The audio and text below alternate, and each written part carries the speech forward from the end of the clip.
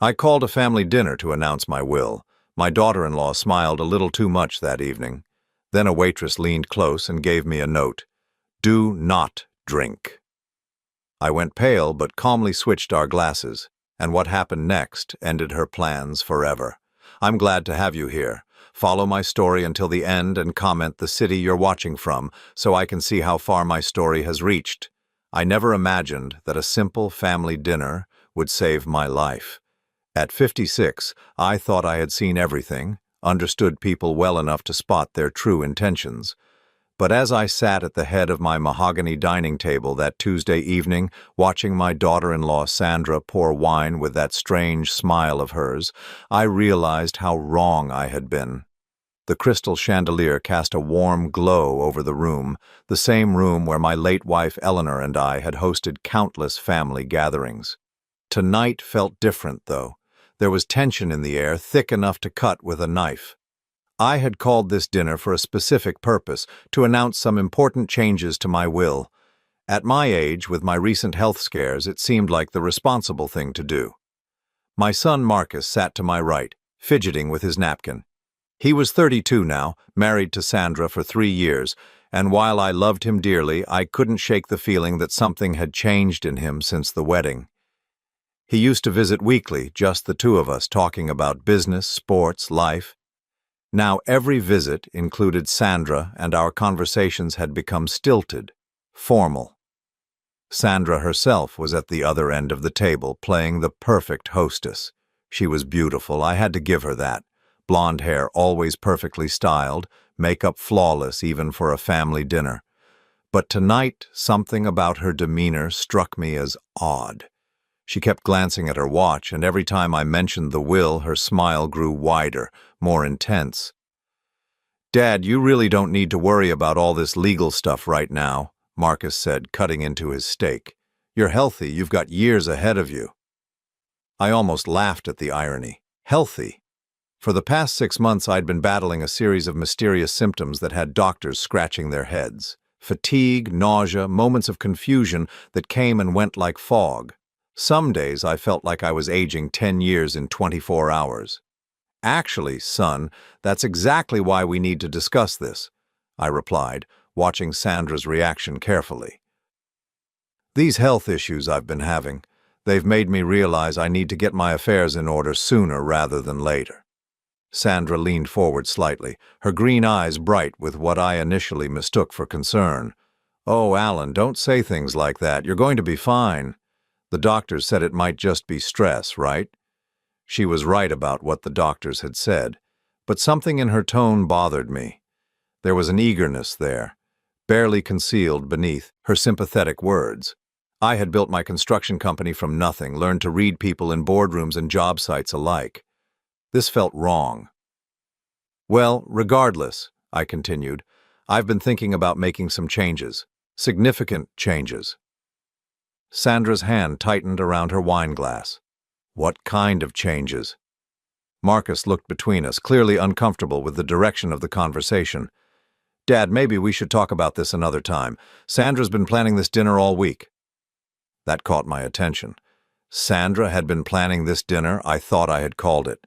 But as I replayed the conversation from the previous weekend, I realized she had been the one to suggest the date, the menu, even the wine selection. She had orchestrated this entire evening. "No, it's fine," Sandra said quickly, that smile never leaving her face.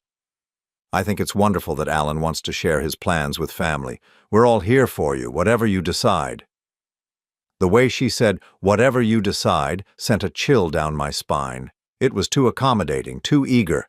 In my experience, people who stood to benefit from decisions were never this openly supportive unless they already knew something you didn't. I excused myself to use the bathroom, needing a moment to collect my thoughts. As I walked down the hallway lined with family photos, I caught a glimpse of Sandra and Marcus through the slightly open dining room door. She was leaning close to him, whispering something urgently. I couldn't make out the words, but Marcus looked uncomfortable, almost guilty. When I returned to the table, Sandra immediately stood up. "Let me refresh your wine, Alan. You've barely touched yours." She reached for my glass before I could respond, refilling it with deliberate care. As she poured, I noticed her hands were trembling slightly. Nerves, I told myself, but something deeper nagged at me. "Thank you, dear," I said, raising the glass but not drinking. "You know, Sandra, you've been so attentive these past few months during my health troubles, bringing me soup when I felt sick, making sure I took my medications. I really appreciate everything you've done." Her smile faltered for just a moment. "Of course, Alan. Your family. I just want you to feel better." "Funny thing, though," I continued, watching her carefully. "I seem to feel worse after some of your visits. The doctors can't figure out why my symptoms come and go so unpredictably." Marcus looked confused. "Dad, what are you trying to say?" "Nothing specific, son. Just making conversation." But I wasn't making conversation. I was testing waters, and Sandra's reaction told me everything I needed to know. Her face had gone pale beneath her makeup, and she was gripping the wine bottle so tightly her knuckles were white. The rest of dinner passed in uncomfortable small talk. Sandra kept encouraging me to eat more, drink more, always with that bright smile that no longer seemed genuine. When the main course was finished, she insisted on bringing out the dessert she had prepared specially for the occasion. As she disappeared into the kitchen, Marcus leaned over. "Dad, are you feeling okay? You seem tense tonight." "I'm fine, son. Just thinking about the future, about family." I paused, choosing my words carefully. "Tell me, how long has Sandra been so interested in my health? It seems like she knows more about my medical appointments than I do sometimes." Marcus shifted uncomfortably. "She cares about you, Dad. Is that such a bad thing?" Before I could answer, Sandra returned with a chocolate cake that looked professionally made. "I hope you like it, Alan. I know chocolate is your favorite." She cut generous slices for everyone, but I noticed she served mine first, adding extra whipped cream without being asked.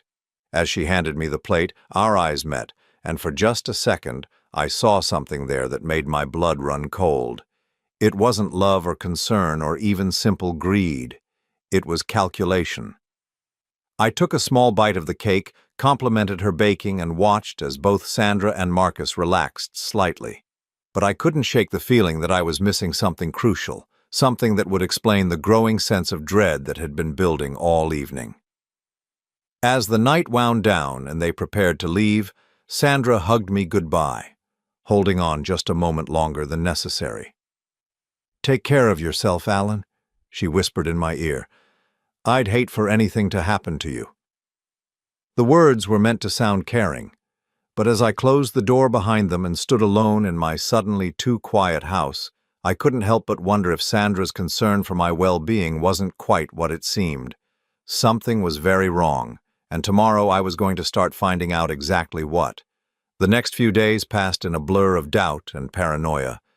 I found myself analyzing every interaction I'd had with Sandra over the past months, looking for clues I might have missed. The more I thought about it, the more convinced I became that something was seriously wrong. I decided to take a different approach. Instead of confronting my suspicions head-on, I would observe, gather information, and most importantly, be more careful about what I ate and drank around Sandra. The thought that someone in my own family might be causing my mysterious illness was almost too terrible to contemplate, but I couldn't ignore the evidence anymore. On Friday evening, I called Marcus and suggested we all meet for dinner at Romano's, a family-owned Italian restaurant downtown that Eleanor and I used to frequent. I chose a public place deliberately. If my suspicions were correct, Sandra might be less likely to try anything with witnesses around.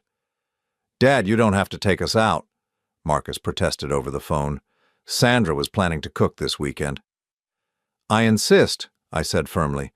"My treat. Besides, I want to continue our conversation from Tuesday about the will changes. There are some details I'd like to discuss in a more relaxed setting." There was a pause, then Sandra's voice in the background asking what the call was about. I heard Marcus explain, and then Sandra's bright voice saying, "That sounds wonderful. I love Romano's." The enthusiasm in her voice made my stomach turn. Was she excited about another opportunity to— what exactly? Poison me? The thought seemed absurd even as it formed in my mind, but I couldn't shake it. Saturday evening arrived, and I made sure to get to Romano's early. I wanted to choose our table, somewhere with good visibility and near the kitchen where the staff would be frequently passing by. Old habits from my construction days: always survey the site before the important meetings. Marcus and Sandra arrived 20 minutes later. Sandra looked stunning as usual, wearing a black dress that probably cost more than most people's monthly salary. She hugged me warmly, and I found myself tensing at her touch. "You look tired, Alan," she said, studying my face with what appeared to be genuine concern. "Have you been sleeping well?" "About as well as can be expected," I replied carefully. "The symptoms come and go." We were seated at a corner table with burgundy leather banquettes. The restaurant was busy, filled with the comfortable chatter of families and couples enjoying their weekend evening. Our waitress was a young woman named Maria, who couldn't have been more than 25, with dark hair pulled back in a ponytail and tired eyes that suggested she was working her way through college. As we perused the menus, Sandra kept steering the conversation back to my health and my legal affairs. "So, Alan, you mentioned making changes to your will. Have you spoken with your lawyer yet?" "I have an appointment with Harold next week," I said, referring to Harold Brennan, who had been handling my legal affairs for over 15 years. "Just want to make sure everything is in order." Sandra nodded approvingly. "That's very responsible of you. Estate planning is so important, especially when someone's health is unpredictable." The way she said unpredictable bothered me. It was too casual, too knowing. When Maria came to take our drink orders, Sandra was quick to speak up. "Alan, you should try their house wine. It's supposed to be excellent." "Actually, I think I'll stick with water tonight," I said. "The medications I'm taking don't mix well with alcohol." Sandra's smile tightened almost imperceptibly. "Of course. You have to be careful." Marcus ordered a beer. Sandra chose a glass of the house red wine, and I asked for sparkling water with lemon. When Maria returned with our drinks, I noticed she seemed nervous, glancing frequently at our table even when she was serving other customers. During dinner, Sandra continued to be overly attentive, insisting I try her appetizer, offering to share her entree, constantly asking if I needed anything. Her behavior was starting to feel suffocating rather than caring. "You know what?" I said suddenly. "I think I will have a glass of wine after all, just a small one." Sandra's face lit up. "Wonderful." "Maria," she called to our waitress, "could we get another glass of the house red for my father-in-law?" Maria nodded and headed toward the bar. I watched Sandra's reactions carefully, noting how she seemed more relaxed now that I had agreed to the alcohol. When Maria returned with my wine, she set it down with slightly shaking hands. "Thank you," I said, lifting the glass. But as I brought it toward my lips, something extraordinary happened. Maria, who was clearing away our appetizer plates, leaned close to me and whispered so quietly I almost missed it. "Excuse me, sir." Then even more quietly, "Check your pocket." I froze, the wineglass halfway to my mouth. Maria had slipped something into my jacket pocket so smoothly I barely felt it. She continued clearing the table as if nothing had happened, but I caught her eye for just a moment. She gave me the smallest, almost imperceptible nod. My hand trembled slightly as I set the wineglass back down without drinking. "Actually, I think I should stick with water after all. This medication really doesn't mix well with alcohol." Sandra's expression flickered with what might have been disappointment. "Are you sure? Just a sip won't hurt." "Better safe than sorry," I said, pushing the glass away from me. The rest of dinner passed in a haze.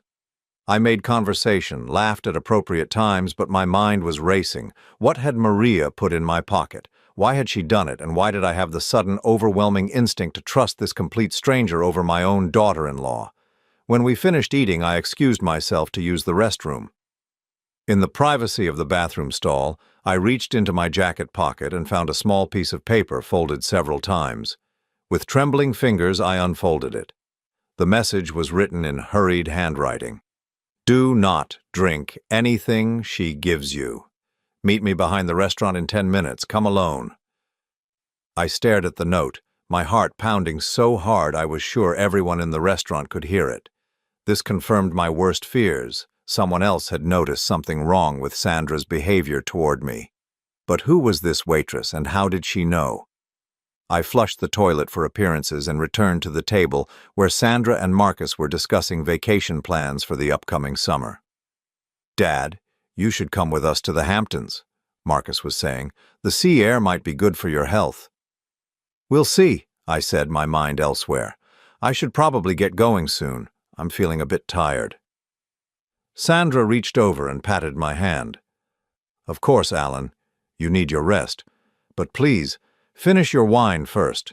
You barely touched it." She was pushing the wine again. The note was right. I should not drink anything she gave me. "I really can't," I said firmly. "But thank you for a lovely evening." We paid the bill and said our goodbyes in the parking lot. I hugged Marcus genuinely, but when Sandra embraced me, I found myself wondering if this woman was trying to kill me. After they drove away, I waited 5 minutes, then walked around to the back of the restaurant. Maria was there, smoking a cigarette with shaking hands. When she saw me, she immediately stubbed it out. "Mr. Holloway," she said, "I wasn't sure you'd come." "How do you know my name?" I asked. She looked around nervously, as if making sure we were alone. "Because I know who she is," she said quietly. "Your daughter-in-law. I know what she's been doing to you." My blood turned to ice. "What do you mean?"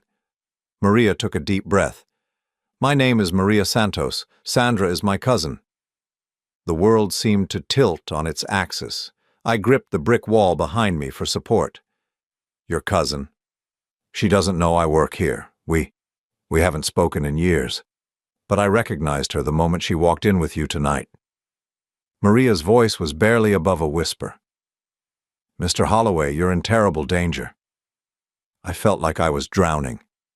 "Tell me everything you know." Maria glanced around again, then looked directly into my eyes. "Sandra isn't who she says she is. Her real name is Sandra Vega, and she's done this before. The man she was married to before your son, he died suddenly. Natural causes, they said. But the family suspected—" She trailed off, unable to finish the sentence. "Suspected what?" I demanded. "Suspected she poisoned him, but they could never prove it. He was older, had some health issues. It looked like a heart attack brought on by stress and age." My knees felt weak. "Why are you telling me this?" Tears started forming in Maria's eyes. "Because I can't let her do it again. I've been watching her tonight, seeing how she acts around you. It's the same pattern. She gets close to older men with money, makes them dependent on her, then—" She wiped her eyes with the back of her hand. "I couldn't live with myself if I stayed silent." "Do you have any proof?" I asked. Maria shook her head. "Nothing that would hold up in court. But I know Sandra. I grew up with her. She's always been calculating, always looking for the easy way to get what she wants.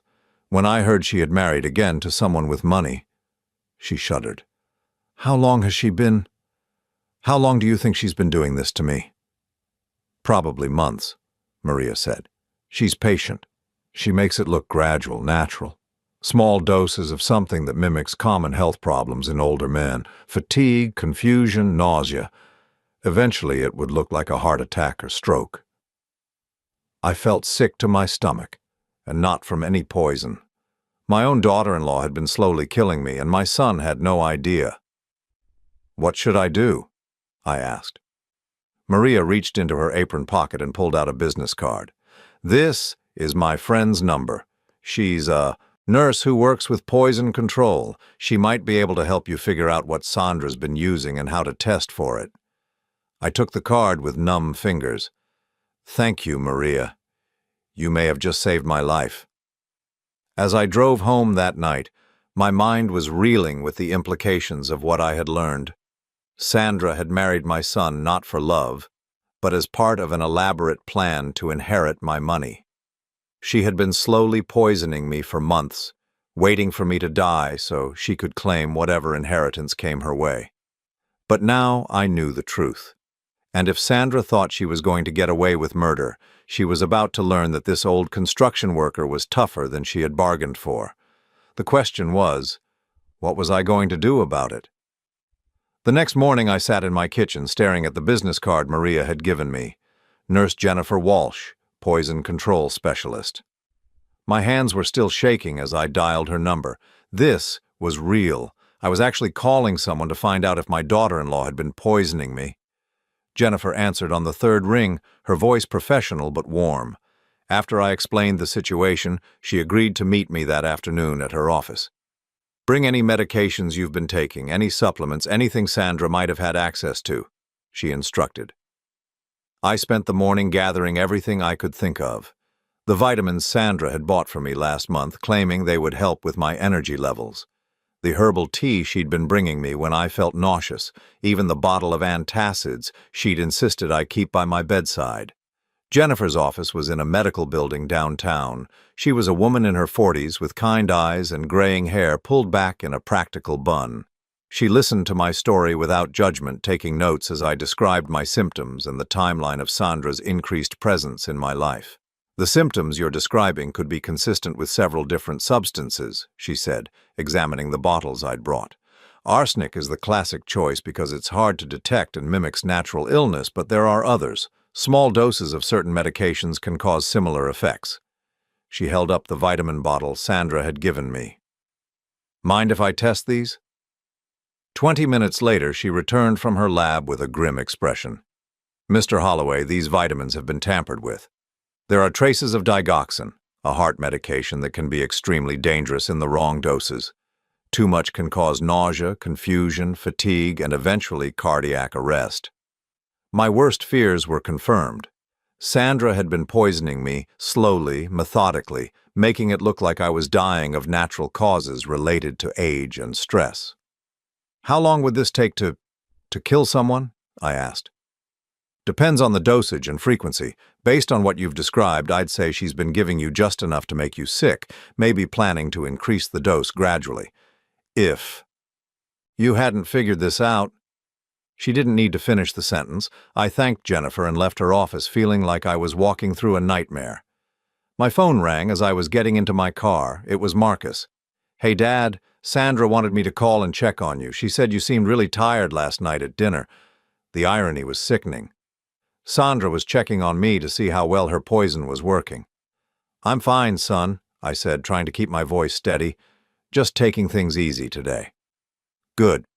Oh, and Sandra mentioned she'd like to bring you some homemade soup this afternoon. She's worried you're not eating enough. More poison, delivered with a smile and a concerned expression. That's very thoughtful of her, but I'm actually feeling much better today. Maybe another time. There was a pause. Dad, Sandra's really trying, you know. I think she genuinely cares about you. If only he knew how much she cared about inheriting my money. That evening, I called Harold Brennan, my lawyer, and scheduled an emergency meeting for Monday morning. I needed to change my will immediately, but I also needed to be strategic about it. If Sandra suspected I knew what she was doing, she might accelerate her timeline or try something more direct. I spent the weekend doing research. I called Maria and asked her to meet me again. This time, she brought a friend, Detective Ray Collins, someone she'd known since high school who now worked for the police department.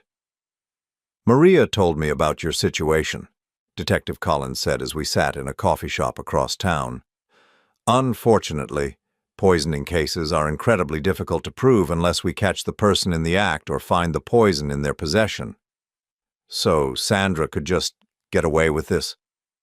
Not necessarily, but we need evidence. Has she been in your house recently? Has she had access to your food or medications? I thought about it. She brings me meals sometimes. She knows where I keep my medications. She even has a spare key to my house. Marcus gave it to her in case of emergencies. Detective Collins exchanged a look with Maria. That's good. If she's keeping poison at your house, we might be able to find it. But we'd need a search warrant, and for that we need probable cause. What if I could get her to confess? I asked. That would work, but it's dangerous if she realizes you know. She might try something more direct, I finished. I understand. That night I couldn't sleep. I kept thinking about my son, about how devastated he would be when he learned the truth about his wife. Marcus had been so happy when he married Sandra. He thought he'd found his soulmate, someone who would love and support him the way Eleanor had loved and supported me. Instead, he'd married a predator who saw him as nothing more than a means to an end. Monday morning arrived, and I met with Harold to change my will. Instead of my original plan to leave everything to Marcus, I created a new version that left the bulk of my estate to various charities, with only a small inheritance for Marcus and nothing at all for Sandra. This is quite a change from what we discussed last year, Harold noted. May I ask what prompted this decision? Family circumstances have changed, I said simply. I want to make sure my money goes to people who truly need it. Harold nodded and promised to have the new will ready for signing by the end of the week. That afternoon, Sandra called me directly for the first time in months. "Alan, I hope you don't mind me calling," she said, her voice sweet as honey. "I just wanted to check on you. Marcus said you declined my offer to bring soup yesterday." "I was feeling better," I said carefully, "but thank you for thinking of me." "Of course. You know, I've been thinking. You seem to have good days and bad days with your health.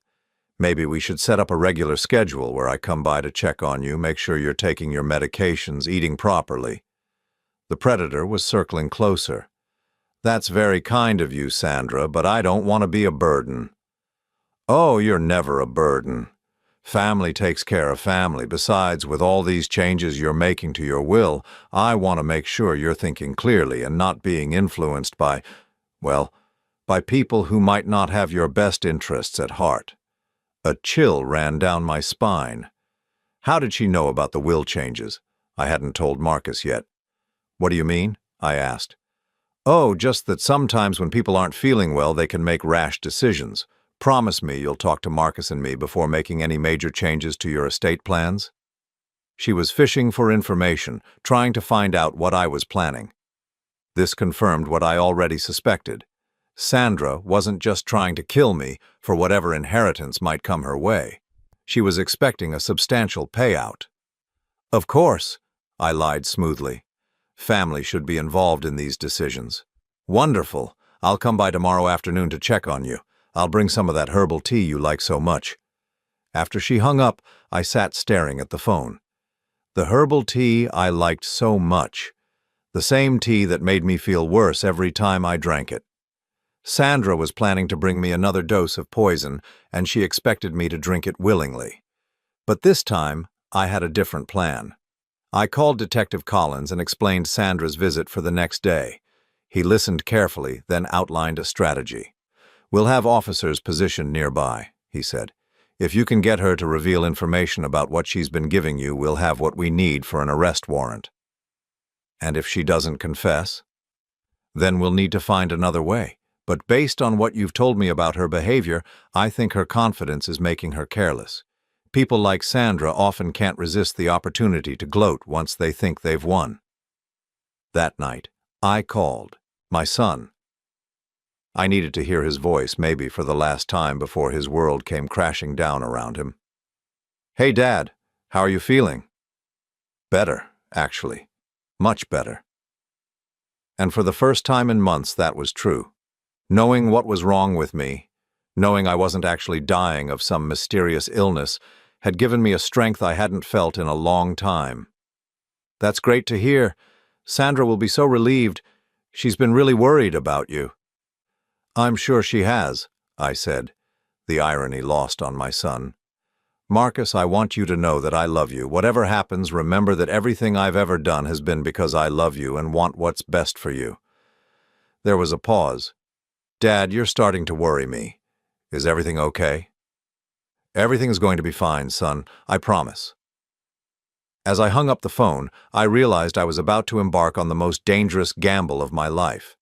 Tomorrow I would face my would-be killer and try to get her to confess to attempted murder. If I succeeded, Sandra would be arrested, and my son would learn the horrible truth about his wife. If I failed, I might not live to see another sunset. But I was done being a victim. Sandra had picked the wrong man to try to murder, and tomorrow she was going to find out exactly what kind of fighter this old construction worker could be.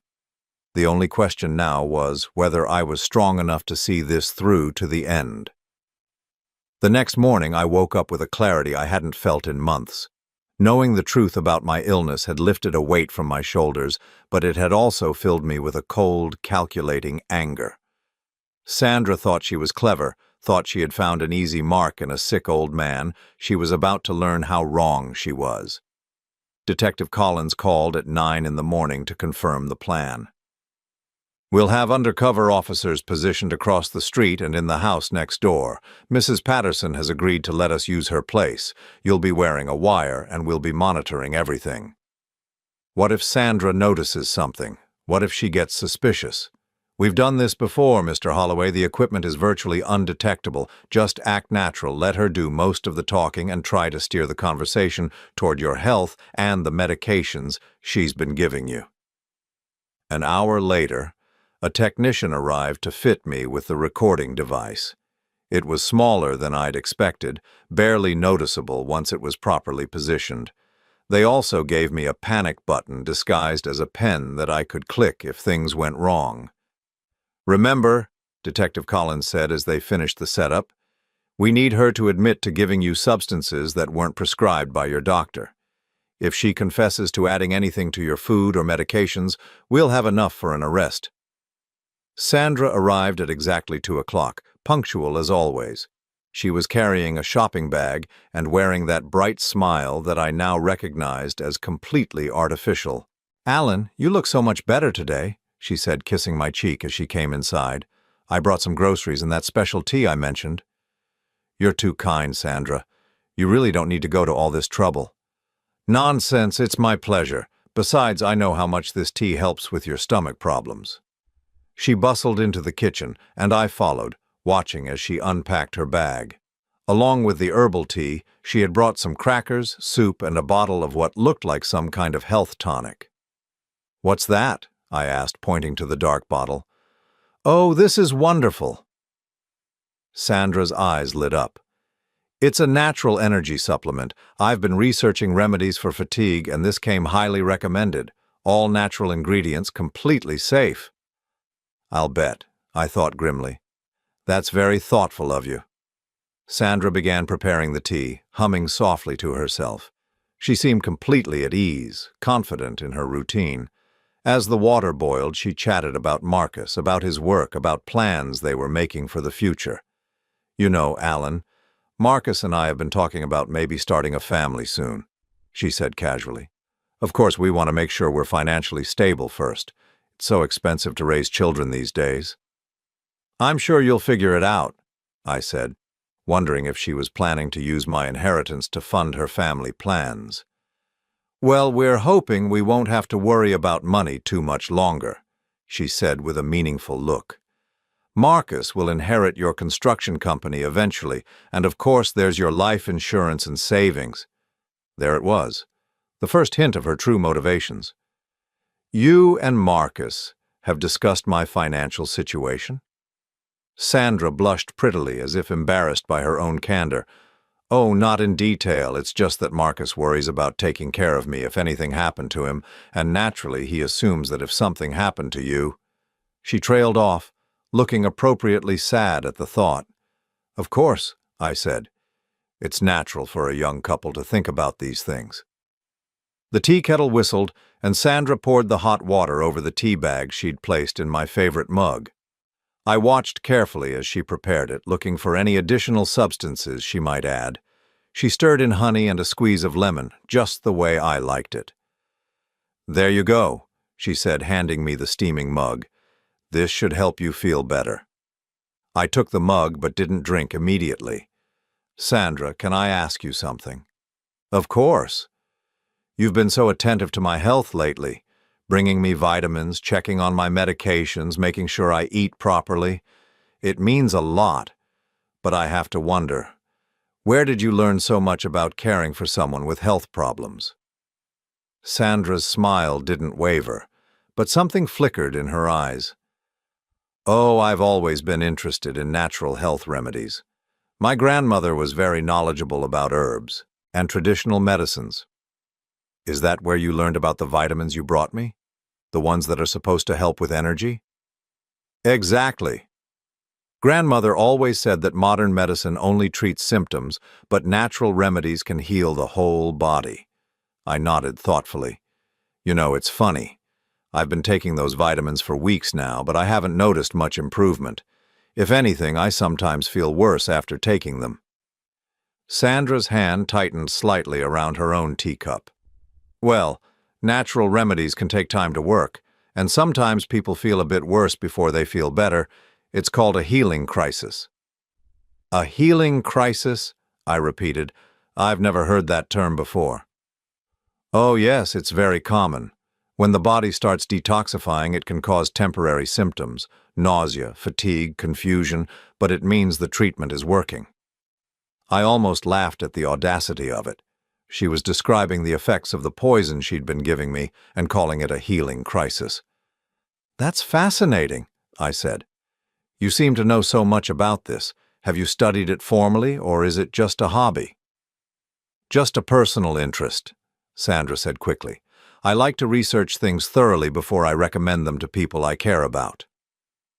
I lifted the tea mug to my lips, pretending to take a sip while actually just letting the liquid touch my lips.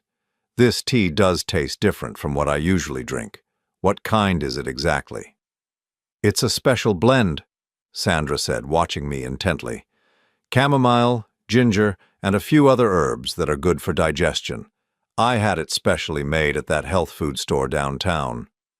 Which herbs, exactly? I pressed. I'm curious about what I'm putting in my body, especially with all the medications I'm taking. Sandra waved her hand dismissively. Oh, just natural things. Nothing that would interfere with your prescriptions. I made sure of that. But her casual dismissal only made me more suspicious. If she had really researched interactions with my medications, she would know exactly what herbs were in the tea. Sandra, I said carefully, I have to ask you something, and I hope you won't take it the wrong way. Of course, Alan. What is it?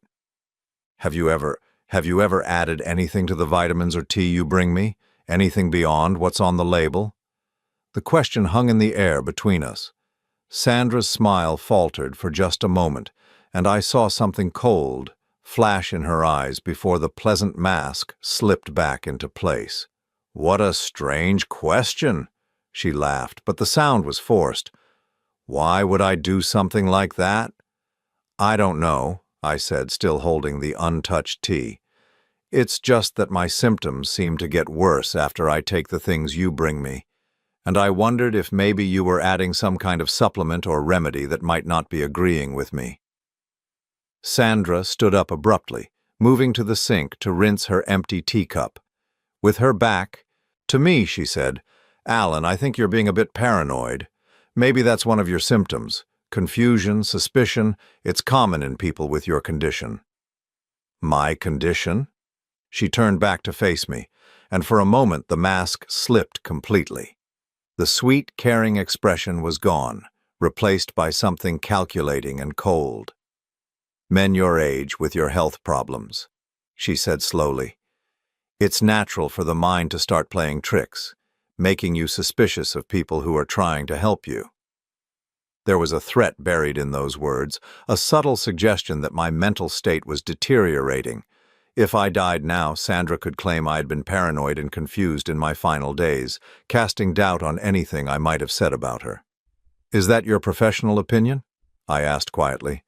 Sandra's eyes narrowed slightly. I'm just saying that maybe you should be more grateful for the people who care about you instead of questioning their motives. And what if someone's motives weren't as pure as they seemed? I pushed. What if someone was pretending to care while actually making me sick? The silence stretched between us, heavy with unspoken accusations. Sandra stared at me for a long moment, and I could almost see her calculating, trying to figure out how much I knew. Finally, she smiled again, but this time it was different, sharper, more predatory. That would be terrible, wouldn't it? She said softly. If someone was betraying your trust like that, but who would do such a thing? And more importantly, who would believe such a wild accusation? The threat was clear now. She was telling me that even if I figured out what she was doing, No one would believe me. I suppose you're right, I said, setting down the still full tea mug. It does sound pretty far-fetched. Sandra relaxed slightly, thinking she had reasserted control over the situation. Exactly. Now why don't you drink your tea before it gets cold? You know how much better you feel after you have it. Actually, I'm not feeling very thirsty right now, I said. Maybe I'll save it for later. Sandra's jaw tightened almost imperceptibly. Alan, the tea is most effective when it's hot. Cold herbal tea doesn't have the same therapeutic properties. I'm sure it'll be fine, I insisted. We stared at each other for a moment, engaged in a battle of wills. Sandra wanted me to drink the tea, and I was refusing. The tension in the room was thick enough to cut with a knife. Finally, Sandra forced another smile. Well, I suppose I should get going. Marcus will be home soon, and I need to start dinner. Of course, I said, walking her to the door. Thank you for the visit, and for the tea. Don't forget to drink it, she said, gripping my arm just a little too tightly. I went to a lot of trouble to make sure it was exactly what you need. As I closed the door behind her, I realized that Sandra had just as good as confessed. She had prepared something specifically for me, something she was insistent I consume, something that would give me exactly what she thought I needed. What Sandra thought I needed was to die. The question now was whether I had gotten enough on tape to convince Detective Collins to make an arrest, or whether I would need to take this dangerous game even further. Within an hour of Sandra leaving, Detective Collins and his team were at my house reviewing the recording. They gathered around a small device in my living room, listening intently to every word that had been exchanged between Sandra and me. "This is good," Detective Collins said, pausing the playback. "Her insistence that you drink the tea, her knowledge of symptoms, and especially that comment about going to a lot of trouble to make sure it was exactly what you needed. But a defense attorney could argue she was just being caring." My heart sank. So it's not enough? It's circumstantial. We need something more concrete. Either we catch her with the poison itself, or we need a clearer confession. Officer Martinez, a woman in her 30s who specialized in cases involving domestic poisoning, spoke up. "Mr. Holloway, has Sandra ever mentioned anything about her past? Previous relationships, family members who died, anything that might give us a pattern?" I thought about what Maria had told me. According to her cousin, Sandra was married before. Her first husband died suddenly, natural causes supposedly, but the family suspected poisoning. Detective Collins and Officer Martinez exchanged glances. "Do you know the husband's name, when and where he died?" "I can ask Maria for more details." "Do that," Collins said. "If we can establish a pattern of suspicious deaths around Sandra, it strengthens our case significantly." That evening, I met Maria at a small diner across town. She looked nervous, constantly glancing around as if she expected Sandra to appear at any moment. "His name was Robert Vega," she told me quietly. "He died 3 years ago in Phoenix. Sandra inherited his house and about $200,000 in life insurance." "What were the circumstances?" "Heart attack, supposedly. But Robert was only 45 and in good health. His brother Miguel never believed it was natural. He said Robert had been complaining about feeling sick for weeks before he died. Nausea, fatigue, confusion. Sound familiar?" It sounded exactly like what I had been experiencing. "Did Miguel ever go to the police?" "He tried, but there was no evidence. The coroner ruled it a heart attack, and Sandra had already moved away by the time Miguel started asking questions." "Do you think Miguel would talk to the police here?" Maria nodded. "I think he'd be relieved to know someone was finally investigating Sandra. He's felt guilty for years about not being able to prove what she did to his brother." I gave Maria Detective Collins' contact information and asked her to arrange for Miguel to call him. If we could establish that Sandra had done this before, it would make our case much stronger. The next day brought an unexpected development. Marcus called me, sounding worried. "Dad, Sandra's been acting strange since her visit yesterday. She keeps asking if you seemed sick or confused when she saw you. Did something happen? I chose my words carefully. We had a nice visit. Why? What's bothering her? She's convinced that you're getting worse, that your mind is starting to go. She wants me to talk to you about maybe getting some help. You know, someone to check on you regularly. Make sure you're taking your medications properly. The pieces clicked into place. Sandra was setting up the narrative for my mental decline, preparing Marcus to believe that I was becoming senile and paranoid. If I started making accusations against her, she could dismiss them as the confused ramblings of a sick old man. "I feel fine, son," I said firmly. "Actually, I've been feeling better lately than I have in months." "That's what worries her," Marcus said. "She thinks you might be having good days and bad days, and that the bad days are getting worse. She's really concerned about you, Dad." "I appreciate her concern," I said, bile rising in my throat. "But I think I'm the best judge of how I'm feeling." After I hung up, I realized that Sandra was accelerating her timeline. She was worried that I was becoming suspicious, and she was laying the groundwork to discredit anything I might say about her. This meant she would probably try to finish what she started soon. Detective Collins called that afternoon with news. We spoke with Miguel Vega. He's flying in tomorrow to give a statement.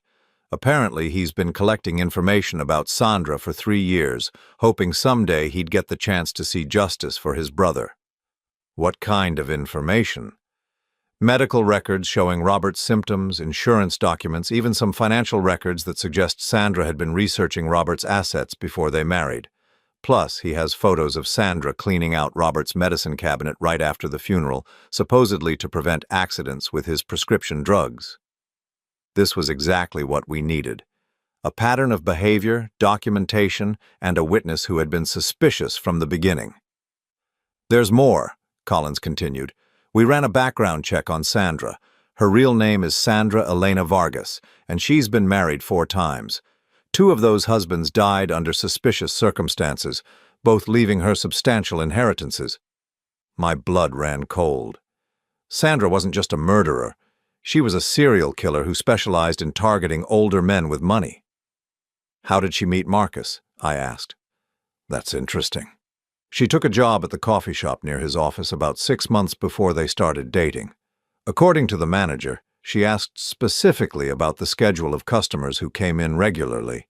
She was hunting, Mr. Holloway. She targeted your son deliberately."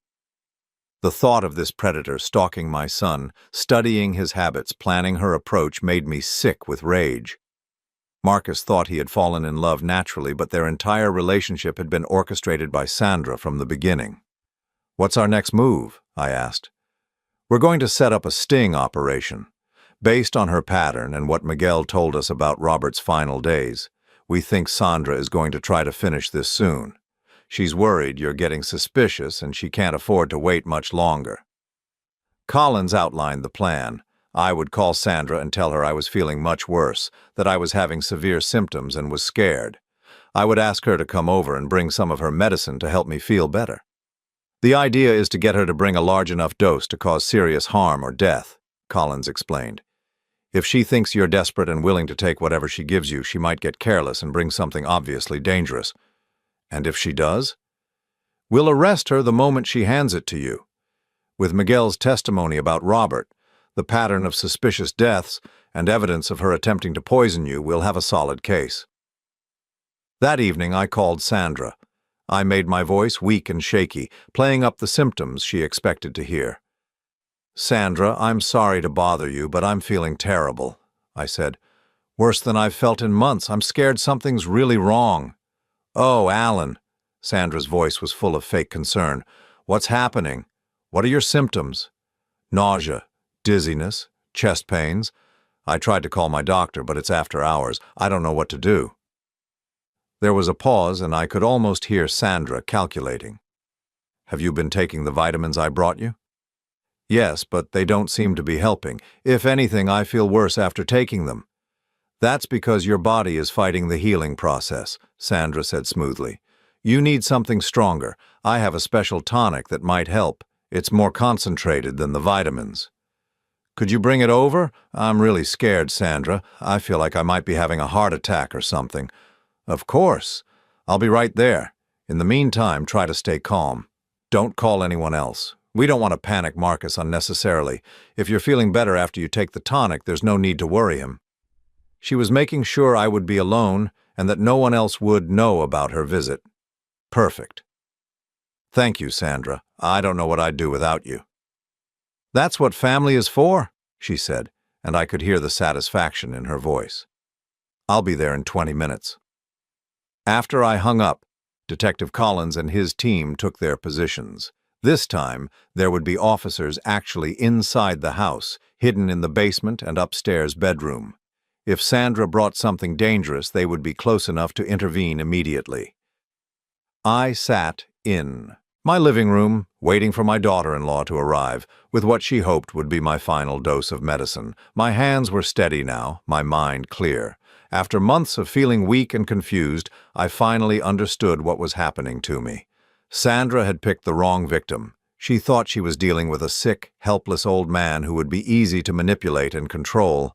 Instead, she was about to face a fighter who had built a construction empire from nothing and wasn't about to let some gold-digging murderer destroy his family. 23 minutes later, Sandra knocked on my door.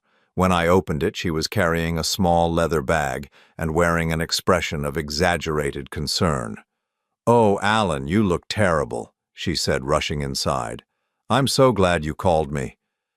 "I've been feeling worse since you left yesterday," I said weakly. "Whatever's wrong with me, it's getting bad fast." Sandra opened her bag and pulled out a small, dark bottle with no label. "This is very concentrated," she said, unscrewing the cap. "It might taste bitter, but you need to drink all of it. It's the only thing that's going to help you now." I stared at the bottle, knowing that whatever was inside was meant to kill me. Sandra was standing in my living room, holding my death in her hands and smiling while she did it. "Are you sure this is safe?" I asked, taking the bottle from her. "Absolutely," Sandra said, her eyes bright with anticipation. "Just drink it down quickly, it works fast." I lifted the bottle to my lips and Sandra leaned forward slightly, watching intently. That's when Detective Collins and his team burst through the front and back doors simultaneously. "Police! Nobody move!" Sandra spun around, her face going white with shock. The bottle slipped from my hands and shattered on the hardwood floor, its contents spreading in a dark stain across the wood. "Sandra Vargas, you're under arrest for attempted murder," Detective Collins said, pulling out his handcuffs. Sandra's mouth opened and closed like a fish out of water. "This is a mistake. I was trying to help him. Ask Alan. Tell them I was helping you." But as the handcuffs clicked shut around her wrists, Sandra's expression changed. The mask of concern and caring fell away completely, replaced by pure, cold hatred. "You think you've won?" she hissed at me. "But Marcus will never forgive you for this. You've destroyed his marriage, his happiness. He'll hate you for the rest of your life." "Maybe," I said quietly, "but at least he'll have a rest of his life." As they led Sandra away, I knew the hardest part was still to come. I had to tell my son that the woman he loved was a serial killer who had been planning to murder his father. But for the first time in months, I felt like I could breathe freely. The poison was out of my system, and the poisoner was in custody. I was alive, and I intended to stay that way. The phone call to Marcus was the hardest conversation I'd ever had to have. I waited until the next morning after Sandra had been formally charged and the story had been confirmed by multiple sources. I needed to be absolutely certain of my facts before I destroyed my son's world. "Dad?" Marcus answered on the first ring, his voice tight with worry. "I heard Sandra didn't come home last night. Do you know where she is?" "Son, I need you to come over. We need to talk, and it needs to be in person." "Is it about Sandra? Did something happen to her?" "Just come over, Marcus, please."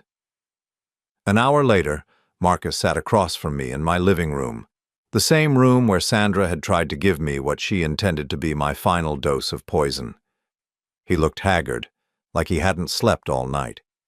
"Dad, what's going on? Where's Sandra?" I took a deep breath and told him everything. I started with the dinner at Romano's, Maria's warning, the discovery of what Sandra had been putting in my vitamins and tea. I told him about Sandra's real name, her history of dead husbands, and finally about her arrest the night before. Marcus listened in stunned silence, his face growing paler with each revelation. When I finished, he sat motionless for a long moment, staring at his hands. "You're telling me," he said slowly, "that my wife is a serial killer who was trying to murder you for your money." "I'm sorry, son. I know how much this hurts." Marcus stood up abruptly and began pacing. "This is insane. Sandra loves me. She loves you too. She's been taking care of you for months." "She was poisoning me for months," I corrected gently. "Everything she did was calculated to make me sick and eventually kill me." "But why? We weren't even supposed to inherit that much. You always said you were leaving most of your money to charity." I winced. "That's what I told everyone. But my actual will left everything to you. Sandra somehow found out about the real terms." Marcus stopped pacing and stared at me. "How much are we talking about?" "About $3 million plus the business and properties." Marcus sank back into his chair, the full weight of Sandra's betrayal hitting him. "She married me for $3 million. I'm sorry, son. I wish I could have protected you from this." The next few hours were devastating. Marcus alternated between denial, anger, and a grief so profound it broke my heart to watch. He had truly loved Sandra, and learning that their entire relationship had been a lie was destroying him. "How did I not see it?" he kept asking. "How could I live with someone for 3 years and not know who she really was?" "Because she's a professional," I said. "This is what she does. She studies her targets, learns exactly what they want to hear, and becomes that person. You fell in love with an illusion that she created specifically for you." Detective Collins stopped by that afternoon to update us on the case. The contents of the bottle Sandra had brought me the night before had tested positive for a concentrated mixture of digoxin and several other cardiac medications that would have caused immediate heart failure. "She brought enough to kill 3 people, Collins said grimly. "If you had drunk even half of that bottle, you would have been dead within minutes." Miguel Vega had also provided crucial testimony. He brought medical records showing that Robert had exhibited the exact same symptoms I had been experiencing, following the same timeline and progression. "We've also been in contact with police departments in 2 other cities where Sandra's previous husbands died," Collins continued. "They're reopening those cases based on the evidence we've gathered here." "How many people do you think she's killed?" Marcus asked, his voice hollow. "We may never know for sure," Collins admitted, "but based on her pattern and the financial records we've found, we suspect at least 4 or 5 victims over the past 10 years. The thought that Sandra had been perfecting her method on other families, other sons who had lost their fathers to her greed, made me sick with rage. At least now she would never hurt anyone again. Sandra's trial took place 8 months later. I testified about my symptoms, the vitamins and tea she had given me, and the final night when she had brought the concentrated poison. Miguel testified about his brother Robert's death and Sandra's suspicious behavior afterward. The most damaging testimony came from forensic accountants who had analyzed Sandra's finances. They showed a clear pattern. She would research wealthy men, engineer meetings with them or their children, establish relationships, and then systematically poison them while positioning herself to inherit their assets. She had been married 6 times, not 4 as we initially thought. 2 husbands had divorced her before she could complete her plans, but 4 had died under suspicious circumstances. The insurance payouts and inheritances totaled over $8 million. Sandra showed no remorse throughout the trial. She maintained her innocence, claiming she was a caring woman who had been framed by paranoid men who couldn't accept a strong, independent female in their lives. She even suggested that I had poisoned myself to frame her because I disapproved of my son's marriage. The jury deliberated for less than 3 hours. Sandra Elena Vargas was found guilty of attempted murder, conspiracy to commit murder, and fraud. Because of the multiple victims and the premeditated nature of her crimes, she was sentenced to life in prison without the possibility of parole. As they led her away in handcuffs, Sandra looked directly at me. There was no fake smile this time, no pretense of caring, just cold, calculating hatred. "You think you've won," she mouthed silently, "but you've destroyed your son's life." I stared back at her, unmoved. She was wrong. I hadn't destroyed Marcus's life. I had saved it, and more importantly, I had saved my own. The months following the trial were difficult for Marcus.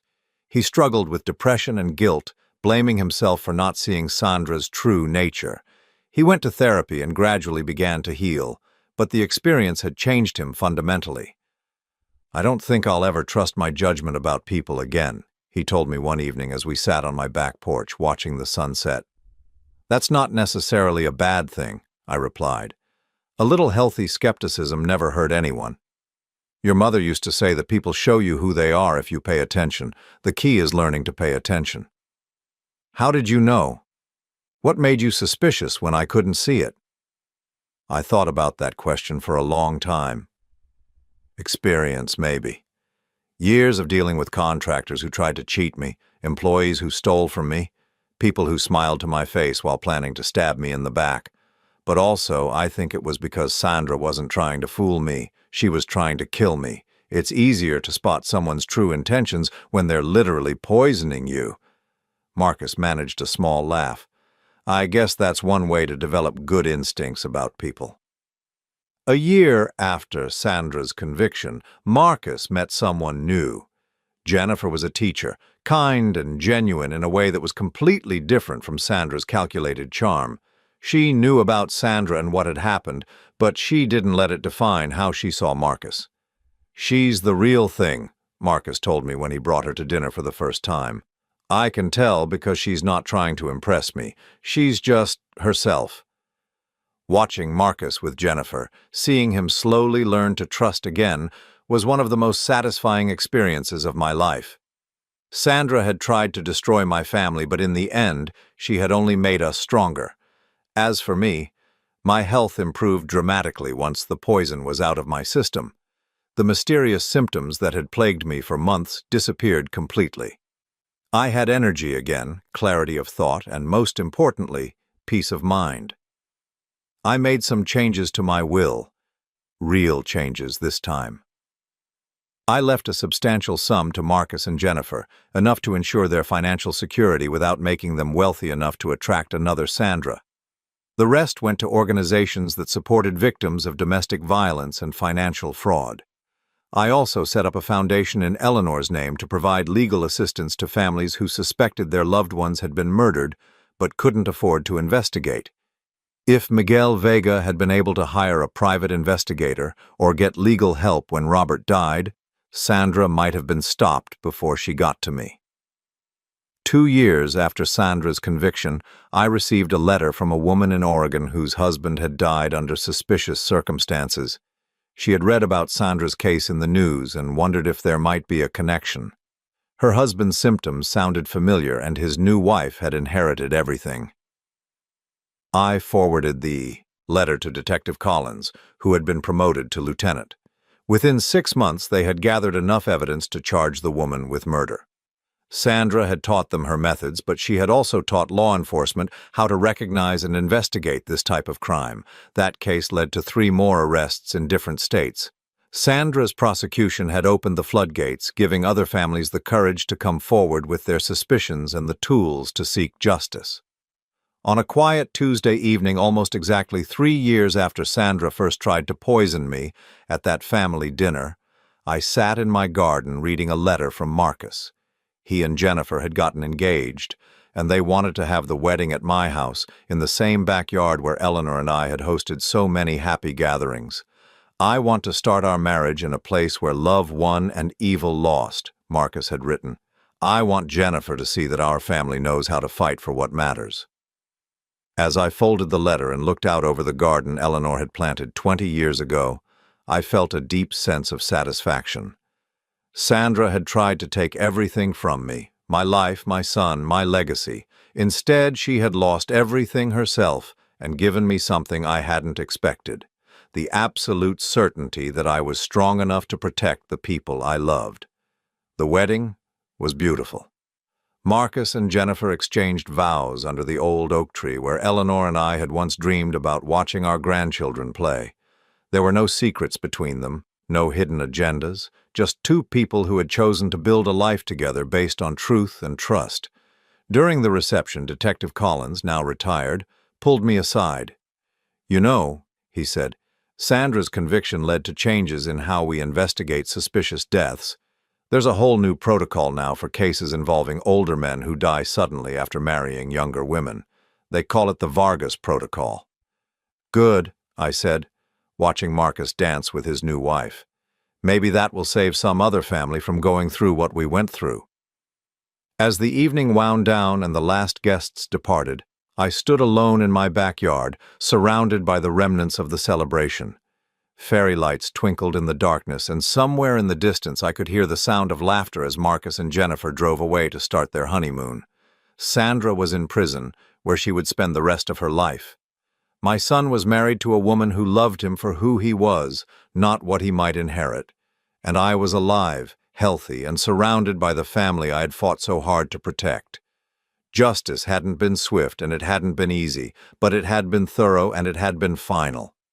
For the first time in years, I slept peacefully through the night, knowing that the people I loved were safe, and that sometimes, when good people refuse to give up, the right side really does win.